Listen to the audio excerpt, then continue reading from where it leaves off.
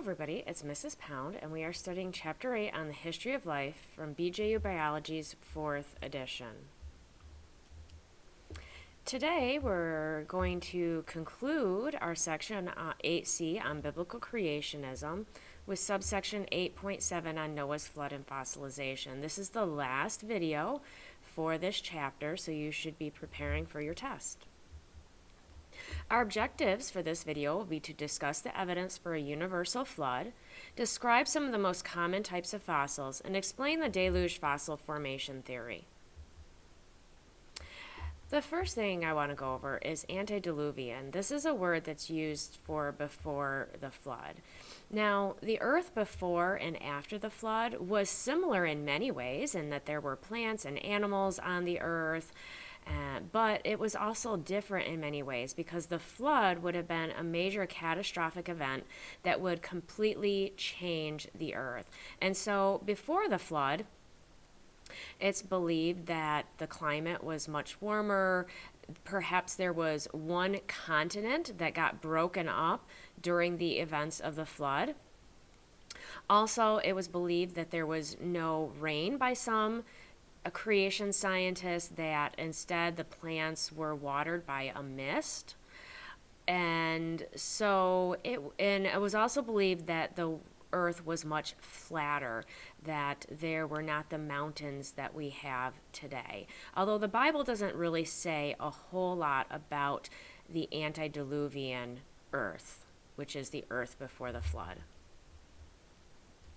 Reasons to believe in the universality of the Genesis flood. And what I mean by universality is the fact that it covered the whole earth, not just part of it, because some people believe that it was just a local flood. But let's take a look at some reasons to believe that it did in fact cover the whole earth. First of all, because the purpose of the flood was to destroy all creatures from the face of the earth. It was just a local flood. There would have been no need for the ark because the animals could have just been taken somewhere else on the earth, and it would not have destroyed everything. There are New Testament references to a worldwide flood. Both Jesus and Peter say something about a worldwide flood, and especially if we take into account Jesus, that he said that there was a worldwide flood. If there wasn't, that would make him a liar. And then we could not say that would take away his deity. He could not be part of the Godhead because God cannot lie. And also, the covenant God made with Noah that such a flood would never happen again would have been broken every time there was a local flood. God said he would never flood the earth like that again. And if it was just a local flood, then that covenant would not hold, that promise.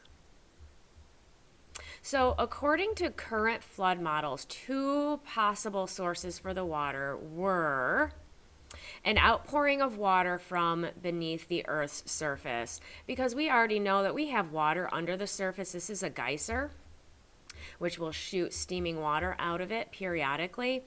And we know that in the Bible it said that the fountains of the deep were opened. There are also vast caves underneath the earth that could have been holding all of this water.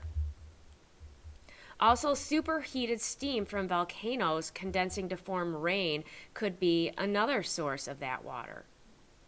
Now, you might be even asking, well, where did all this water go after the flood?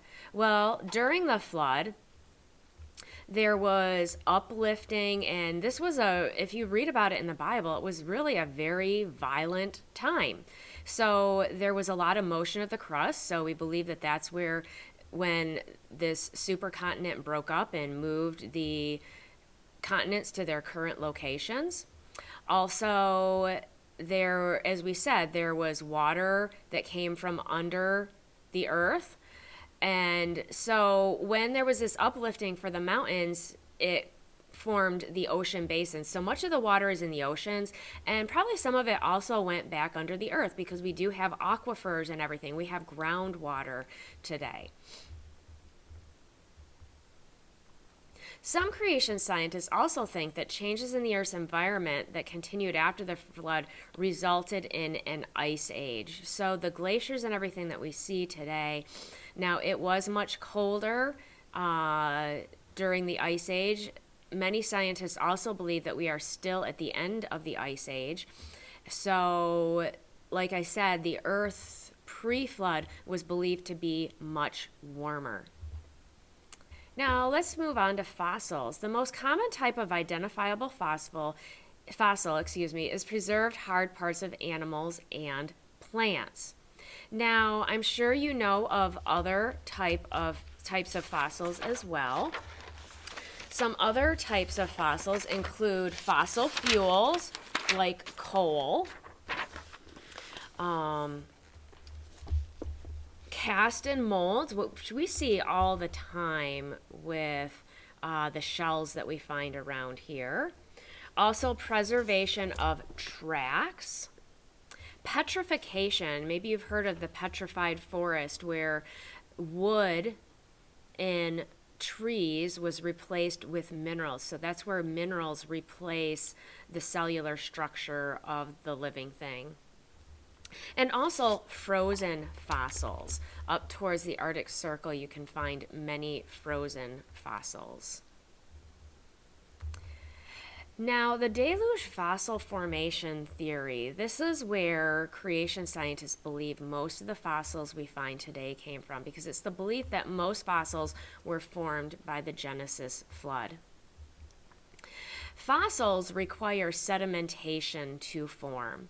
So they are found in sedimentary rock. And this is the settling of materials due to the action of water or wind. So we believe that the sedimentation for most of the fossils that we find today was laid down by the Genesis flood. And it would have changed the topography, the land features of the world greatly, because when we do look at the topography, we in fact find that most of the Earth is covered by sedimentary rock. There are a few places where it is igneous rock as the top rock, but most places it is sedimentary rock. In fact, even on some of the highest mountains, which tells us that those mountains were once covered with water. And creation scientists would be from the global Genesis flood. So 4 conclusions about fossilization which can be used to support the deluge fossil formation theory are that abundant fossilization is not taking place today. We just don't see it happening. It happened definitely in the past, but it's not happening much today. Both the abundance of fossils and the arrangement of fossils indicate a major catastrophe. I mean, look at all these shells. They just seem to be in a heap all over the place. And we find this with a lot of the fossil deposits, that it's just everything is mixed up and it looks like some major catastrophe happened. There is, even near us, up towards Buffalo in the Hamburg area, there is a quarry called Penn-Dixie where have been found tons of fossils. It's now a little park.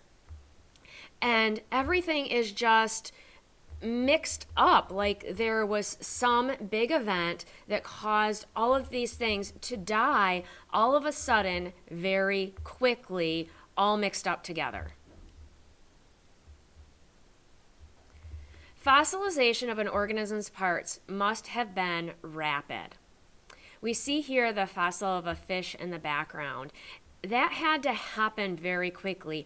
Otherwise, you would think that something else would have come along and eaten it. Okay, if there was a dead fish on the seafloor or at the bottom of a lake or a river or somewhere, a lot of times something comes along and eats that very quickly, or it will also be flushed out into the ocean. It won't just stay put.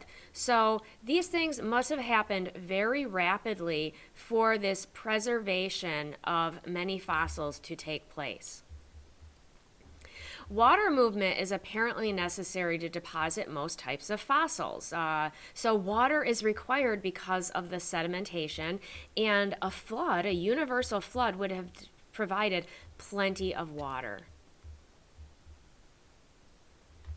Now, another piece of evidence are these polystrate fossils. And this is a fossil that spans several layers of rock, and it's called a polystrate fossil. And you see here is a tree trunk. It's going through many layers of sedimentary rock.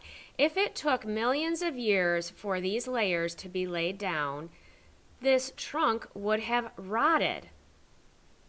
So this is support for the deluge theory, deluge fossil formation theory, and that those layers would have had to have been laid down very quickly by a catastrophe like the global Genesis flood in order to bury that log so that it could be preserved.